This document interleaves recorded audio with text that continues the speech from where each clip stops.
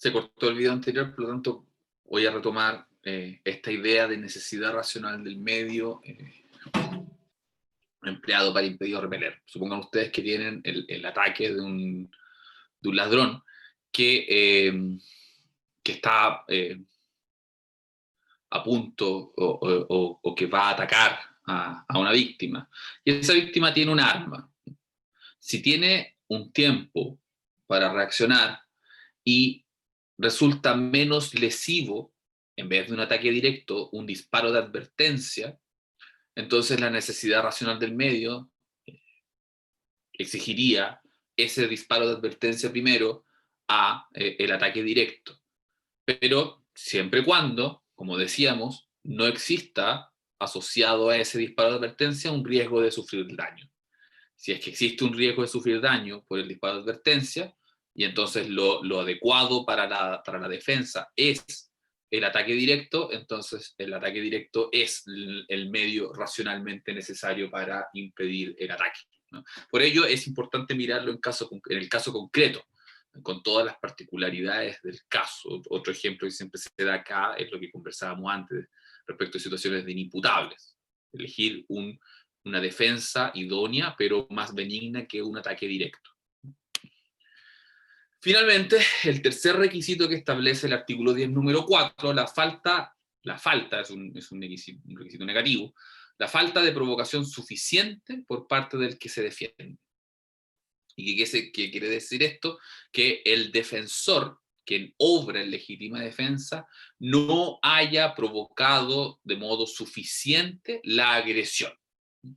Por lo tanto, si quien se defiende ha provocado la agresión, ha realizado un comportamiento que provoca la agresión, entonces no resultaría amparado por la legítima defensa. Y esa provocación no necesariamente tiene que ser una agresión previa, puede ser otros modos de provocar la agresión, siempre y cuando haya sido suficiente.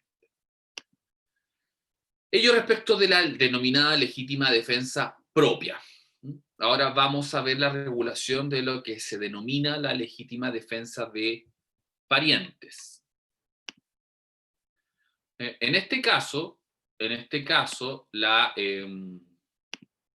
regulación del número 5 del artículo 10 dice: el que obra en defensa de la persona o derechos de su, y establece cuáles son los parentescos, cónyuge, conviviente civil, de sus parientes consanguíneos en toda la línea recta, y en la colateral hasta el 4º grado, de sus afines en toda la línea recta, y en la colateral hasta el 2º grado, de sus padres o hijos, siempre que concurran la primera y segunda circunstancias del número anterior. Esto es, la agresión ilegítima y la necesidad racional del medio empleado, y la de que en caso de haber precedido provocación de parte del acometido, o sea, en otras palabras, hubo provocación por parte del acometido, del agredido, no haya tenido participación el defensor. O sea, en otras palabras, acá podría haber existido provocación por parte de la persona que es agredida por el tercero, pero en esa provocación lo que la ley exige para autorizar la legítima defensa es que no haya participado quien obra en legítima defensa del pariente, provocando la agresión ilegítima. Luego, en el número 6, se encuentra la legítima defensa de extraños, que dice lo siguiente: el que obra en la defensa de la persona y derechos de un extraño, entonces cualquier tercero que no sea uno de los parientes comprendidos en el número 5, siempre que ocurran las circunstancias expresadas en el número anterior, esto es, agresión ilegítima, necesidad racional del medio, y que no haya tenido participación el defensor en la provocación, si es que hubo provocación, y establece la legítima defensa de extraños un requisito adicional: que el defensor no sea impulsado por venganza, resentimiento u otro motivo ilegítimo.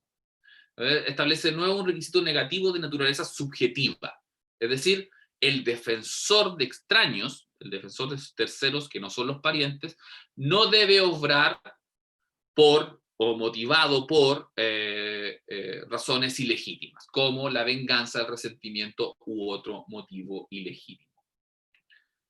Finalmente, esta denominada legítima defensa privilegiada, que se encuentra en el número 6, inciso segundo, que establece una presunción legal de la concurrencia de los requisitos del artículo número 10, número 4 y 5, esto es la agresión ilegítima, la necesidad racional del medio, y que el defensor, la falta de provocación, o que el defensor no ha intervenido en esa provocación. En el siguiente caso, dice cuando cualquiera que sea el daño en que se ocasione el agresor respecto de aquel que rechaza el escalamiento. Esa es una primera hipótesis, rechazar un escalamiento en los términos indicados en el número primero del artículo 40 de este código, esto es, el ingreso a un lugar habitado por una vía no destinada al efecto. Por ejemplo, el que salta una pandereta, ingresa a un lugar habitado, a la dependencia del lugar habitado por una vía no destinada al efecto, saltando el muro. ¿Ya? Dice, en una casa, departamento u oficina habitados. Habitados significa que alguien, una persona o un grupo de personas establece su morada en ese lugar. A eso se refiere con habitación. O en sus dependencias. O, si es de noche, de un local comercial o industrial. O sea, solo lugares no habitados, porque son locales comerciales o industriales. Nadie desarrolla su morada en esos lugares, y aquí exige que sea de noche. Si es que se trata de un lugar habitado, casa, departamento, oficina o sus dependencias, da lo mismo si es de día o de noche. En el caso del local comercial o industrial, tiene que ser de noche. Entonces, se presume en la concurrencia de los requisitos de la legítima defensa si es que se rechaza un escalamiento en esas circunstancias. O se presume nuevamente legalmente la concurrencia de estos requisitos respecto de quien impide o trate de impedir la consumación de los delitos que están ahí, que son la privación de libertad en su figura básica calificada, la sustracción de menores, la violación de persona mayor de 14 años y menor de 14 años, la violación con homicidio, el parricidio, el homicidio, el robo calificado, el robo simple y el robo por sorpresa. Entonces, quien obra en defensa impidiendo, tratando de impedir la consumación de cualquiera de estos requisitos, se presume legalmente sus requisitos. Eso respecto de la legítima defensa. Veamos ahora el estado de necesidad, segunda causal de justificación contemplada en el Código Penal. Lo primero que debemos analizar es la regulación del estado de necesidad y una distinción que es doctrinaria, pero que tiene reconocimiento en la legislación. La regulación del estado de necesidad justificante en nuestro Código Penal se encuentra en el artículo 10, número 7, que dice lo siguiente. Artículo 10, están exentos de responsabilidad criminal. 7, el que, para evitar un mal, ejecuta un hecho que produzca daño en la propiedad ajena, siempre que concurran las circunstancias siguientes. Primero, realidad o peligro inminente del mal que se trata de evitar. Segunda, que sea mayor el mal que se trata de evitar que el causado para evitarlo. Y tercero, que no haya otro medio practicable y menos perjudicial para impedirlo. Doctrinariamente, debemos distinguir entre este estado de necesidad, al que denominaremos justificante, del estado de necesidad exculpante, que no tiene reconocimiento en este artículo 10, número 7. ¿Por qué? Porque si ustedes se fijan bien, la regulación del artículo 10, número 7, para establecer una causa de justificación, exige que el mal que que el interés que se salvaguarda sea preponderante al interés que se daña. De hecho, el interés que se daña ha de ser exclusivamente, en el artículo 10, número 7, la propiedad ajena. Esto quiere decir que hay una exigencia de preponderancia del interés salvaguardado.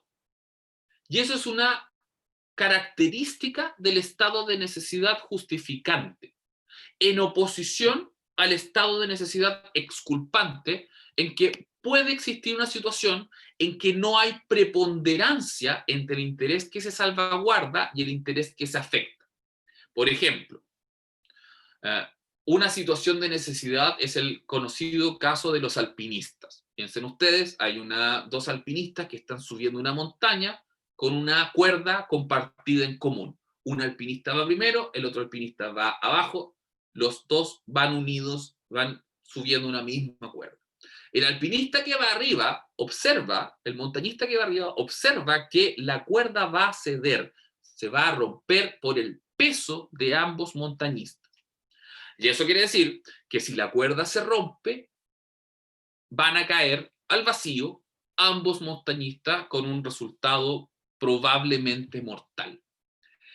Ante esa situación de necesidad, el montañista primero, el que va arriba, corta tras de él, abajo de él, la cuerda, provocando entonces la caída del otro montañista. Es decir, salva su vida a costa de la vida del otro.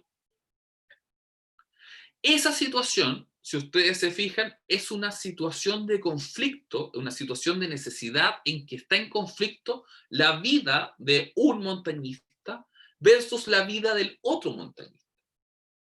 Obviamente, el segundo montañista no agrede ilegítimamente. No estamos en una situación de legítima defensa, estamos en una situación de necesidad.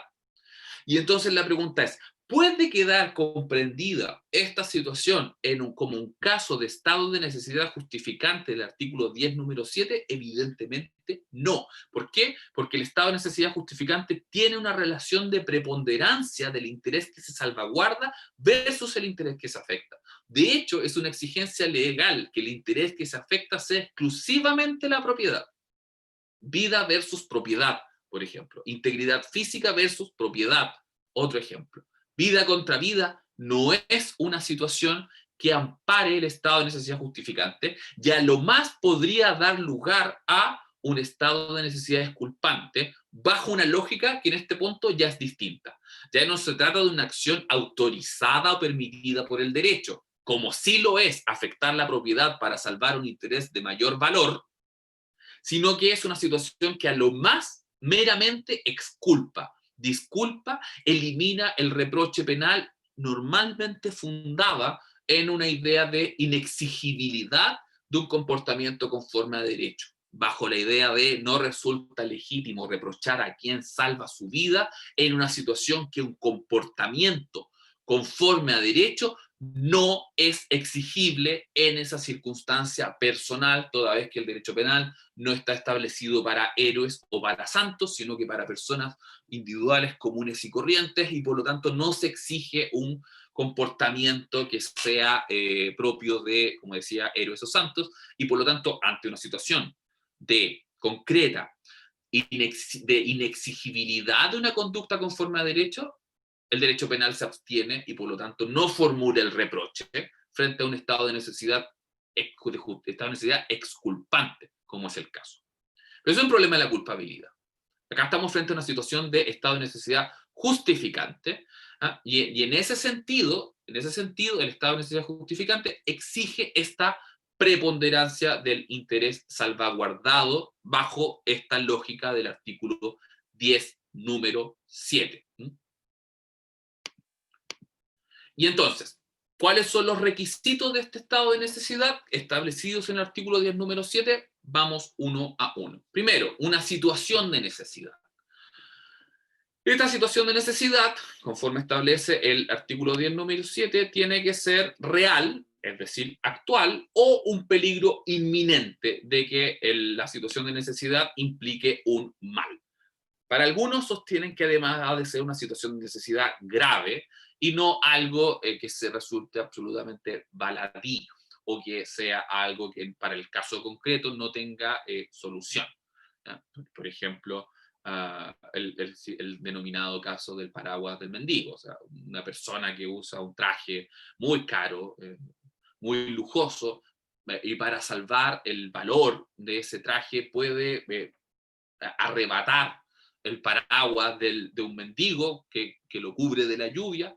Bueno, ahí hay una situación en que uno se exige gravedad del mal que está afectando, debiera descartar o rechazar la concurrencia de un estado de necesidad justificante. Segundo requisito. Segundo requisito es la idea del mal, que el mal que se trata de evitar sea mayor que el que se causa. Y esto es lo que yo me refería con esta idea de preponderancia del interés que se salvaguarda. ¿Qué es lo que se puede afectar en este estado de necesidad justificante del artículo 10, número 7? Bueno, primero, la propiedad o ya en el artículo 145, la inviolabilidad de la morada. No más intereses que esto. Y esto es un daño en un sentido amplio, no necesariamente delito de daños como afectación de la sustancia de la cosa, sino que también pueden ser sustracciones o apoderamientos temporales de la cosa. No necesariamente un delito de daños. Si es que resultan involucrados otros bienes jurídicos, tampoco está la acción justificada por este estado de necesidad. Exclusivamente el mal que se causa ha de ser un daño en la propiedad ajena o en la inviolabilidad de la morada. Por supuesto, todos estos casos en que hay un exceso del estado de necesidad respecto del mal que se provoca podrían quedar comprendidos como un estado de necesidad exculpable por no ser exigible un comportamiento conforme a derecho en el caso concreto.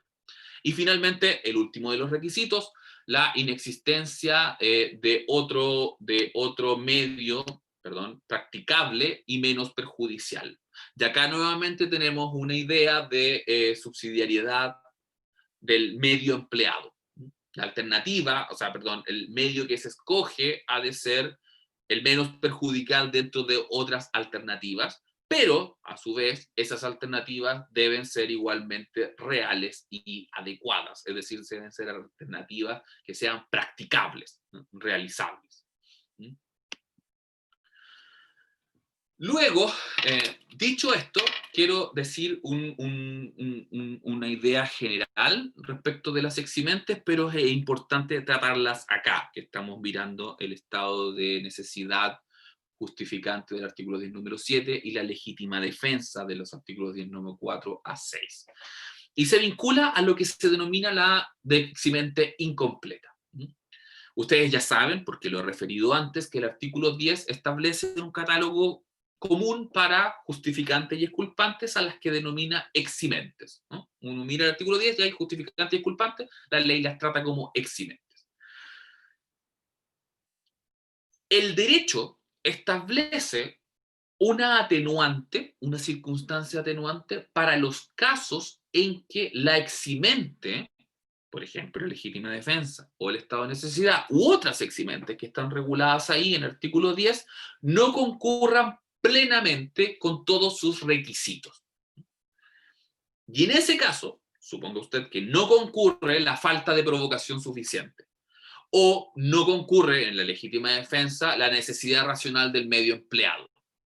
Bueno, si no concurren esos requisitos, entonces la ley trata ese caso ya no como un eximente que libera de responsabilidad, sino como una circunstancia atenuante del artículo 11, número 1. Y a ellos se les denomina una eximente incompleta. La doctrina mayoritaria es que esta eximente incompleta se aplica a todas las eximentes y no necesariamente a aquellas que están graduadas en requisitos, como la legítima defensa, como el estado de necesidad. Piensen, por ejemplo, en la eximente del artículo 10, número 1. Lo veremos después, la situación de estar la persona enajenada mental, una inimputabilidad por enajenación mental. Bueno, en esos casos, si ustedes se fijan, no hay requisitos, pero se entiende que si es que la afectación o la perturbación mental no da para una enajenación mental, pero sí para una alteración significativa de las facultades psíquicas, entonces puede el caso ser tratado como una eximente incompleta. Una concurrencia gradual de en el caso, la afectación de las facultades psíquicas, importa la concurrencia de una circunstancia atenuante. Además de ello, de este tratamiento de la eximente incompleta como circunstancia atenuante, hay una segunda forma de tratar los casos de falta de concurrencia plena de los requisitos de un eximente. Y eso está regulado en el artículo 73, que es una atenuante especial, que permite bajar la pena incluso hasta 3 grados. Próximo semestre ustedes van a estudiar las reglas de determinación de la pena. Me basta con decir que permite una rebaja potente, hasta 3 grados de esta circunstancia atenuante, pero esta sí está establecida para eximentes que tienen los requisitos enumerados, porque toda la regla establece que concurra el mayor número de requisitos, y eso quiere decir que la eximente ha de tener requisitos como la legítima defensa, como el estado de necesidad. Sin perjuicio de eso, sea por legítima defensa o por estado de necesidad, ha de concurrir siempre para la estimación de una circunstancia atenuante del artículo 11, número 1, o del artículo 73, debe concurrir siempre necesariamente el denominado requisito esencial. Requisito esencial es el que no puede faltar para dar lugar a la eximente incompleta, que en el caso de la legítima defensa consiste en la agresión ilegítima, y en el caso del estado de necesidad corresponde a la situación de necesidad. Si no concurre la agresión ilegítima o no concurre la situación de necesidad, entonces no resulta posible estimar una eximente incompleta. Debe existir una agresión ilegítima, debe existir una situación de necesidad. Debo señalar, finalmente, acá hay un texto dentro de los materiales que trata sucinta pero acabadamente el tema del denominado estado de necesidad defensivo. Si ustedes piensan, la descripción que hice y la oposición que manifesté entre legítima defensa, estado de necesidad justificante y estado de necesidad exculpante, uno podría decir que se trata de distintos instrumentos de reacción defensiva que tienen un presupuesto distinto. En el caso de la legítima defensa, reacción frente a una agresión ilegítima. En el estado de necesidad justificante, una reacción defensiva frente a una situación de necesidad en que existe un interés prevalente a la propiedad que se afecta, o a la inviolabilidad de morada que se afecta, y una situación de exculpación, de estado de necesidad exculpante, que tolera una relación incluso de equivalencia entre los intereses o los bienes jurídicos en conflicto. Y ese sería el panorama general. Si uno mira en detalle el estado de necesidad del artículo 10, número 7, su caracterización da cuenta que quien resulta afectado por la acción típica es un tercero no involucrado en el conflicto. Ejemplo. Voy en una calle y aparece un perro vago que se ve amenazante y me trata de morder, y yo empiezo a correr y el perro me persigue y está a punto de atraparme, y entonces yo veo la casa del vecino que tiene una bicicleta, entonces tomo la bicicleta y salgo con la bicicleta corriendo. Y luego dejo al perro atrás, a la mayor velocidad de la bicicleta. Y evidentemente, para que el caso funcione, la bicicleta tiene que ser objeto de una sustracción típica, un delito de hurto. Si usted se fija, para salvaguardar un interés mayor, que es mi integridad física, yo he afectado la propiedad de otro. Y si usted se fija, es la propiedad de un tercero no involucrado en el conflicto. Bajo esa lógica, resulta obvio, resulta justificado que exista una exigencia de preponderancia del interés que se salvaguarda. Porque, en definitiva, ¿por qué ha de tolerar un tercero no involucrado en el conflicto una afectación de intereses de sus bienes jurídicos mayor a la propiedad? Pero, aquí viene el punto, las situaciones de necesidad no siempre están asociadas a la afectación de los intereses de un tercero lejano o ajeno al conflicto. Porque pueden existir casos en que sea precisamente la reacción necesaria una contra un individuo que sea la fuente del peligro. Pero ustedes me pueden decir, pero profesor, si es que se reacciona contra un individuo que es la fuente del peligro, bueno, entonces es un caso de legítima defensa. Si viene alguien que pretende agredirme con un cuchillo, tengo legítima defensa en su contra. Pero ojo, no todos los casos en que un individuo es la fuente del peligro respecto de la cual ha de defenderse alguien, no siempre ese peligro que emana de esta fuente, una persona, es una agresión ilegítima. Pongo, por ejemplo, 3 casos. Suponga usted que el peligro emana de una persona, pero no hay acción. Se trata de un estado de inconsciencia, se trata de un movimiento reflejo o se trata de un aviso absoluto.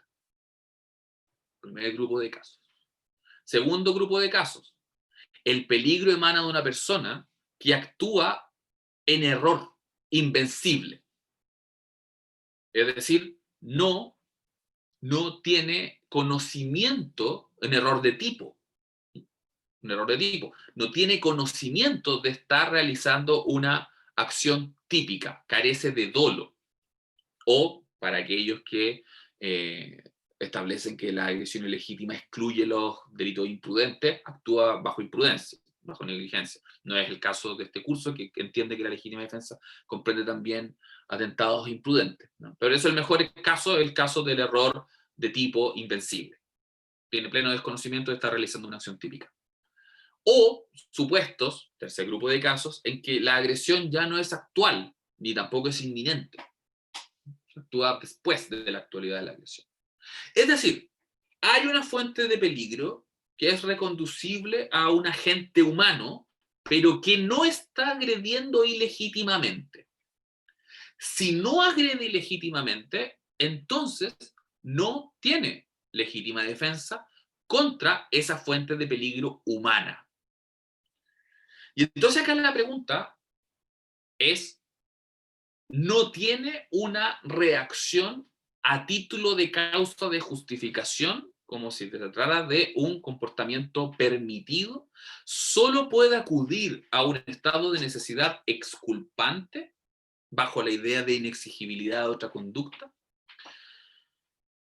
Bajo esta pregunta, cierto sector de la doctrina y de la legislación comparada ha establecido la existencia de un estado de necesidad justificante defensivo, entendiendo que el estado de necesidad, por ejemplo, que nosotros tenemos regulado en el código, es un estado de necesidad agresivo porque afecta los intereses de un tercero no involucrado en el conflicto. Y como afecta los intereses de un tercero no involucrado en el conflicto, entonces hay una exigencia obvia de preponderancia del interés que se salvaguarda. Pero, si es que la situación de necesidad emana de un individuo que es la fuente de peligro, pero no agrede ilegítimamente, entonces hay un estado de necesidad distinto, defensivo, contra esa fuente de peligro que tolera, dado que el individuo es la fuente de peligro, tolera una equivalencia e incluso tolera una preponderancia no desproporcionada de el interés que se afecta respecto del interés que se pretende salvaguardar. Y ahí entonces podríamos tener casos de conflicto vida contra vida. ¿Ya? Y por lo tanto, esa es una pregunta, esa es una institución, el estado de necesidad defensivo, que no tiene reconocimiento expreso en la regulación chilena. La doctrina ha tratado, es una materia muy poco tratada en el derecho chileno, ha tratado la doctrina de establecer la forma de justificar o de fundar la existencia del estado de necesidad defensivo en Chile y recurre a 3 vías. Una primera vía es la vía desarrollada por el profesor Javier Willeman, que establece que los requisitos del artículo 10, número 4 o 6 de la legítima defensa establecen los requisitos de situaciones o derechos de defensa. Y por lo tanto, en ese contexto, sus requisitos pueden ser interpretados como una legítima defensa o también como un estado de necesidad defensivo. La segunda vía interpretativa es en la regulación del estado de necesidad exculpante del artículo 10, número 11. Ya lo trataremos y lo analizaremos en concreto cuando vemos esa específica causa de exculpación, pero hay un sector de la doctrina que dice que ahí no solo está el estado de necesidad exculpante, sino que también está el estado de necesidad defensivo. Una crítica a esta postura es simplemente señalar que la característica clara, particular del estado de necesidad defensivo es que el peligro, o más bien dicho, contra quien se reacciona, se ejerce la defensa, es la fuente de peligro. Y esa exigencia esencial en el estado de necesidad defensivo no está contemplada en el artículo 10, número 11, y por lo tanto no sería un estado de necesidad defensivo. La tercera vía, que es la que este curso adhiere, es la posibilidad de construir una causa de justificación supralegal. Es decir, establecer que en un supuesto de conflicto de bienes jurídicos constitucionales de igual valor, vida contra vida, integridad corporal, integridad física, etc., ¿ah? Esa ponderación resulta o bien dicho, es resuelta a favor de quien se defiende en los casos en que se respetan las exigencias del estado de necesidad defensivo, particularmente entonces que el peligro emane de la fuente que es el individuo respecto del cual se defiende, quien actúa en un estado de necesidad defensiva. ¿Ya? Eso en relación al estado de necesidad agresivo, defensivo, algunas palabras sobre estado de necesidad justificante y legítima defensa, y vimos esto también de la eximente incompleta. En un próximo video voy a analizar el lado subjetivo de las causas de justificación. Así que espérenme unos minutos para empezar a esa grabación. Muchas gracias.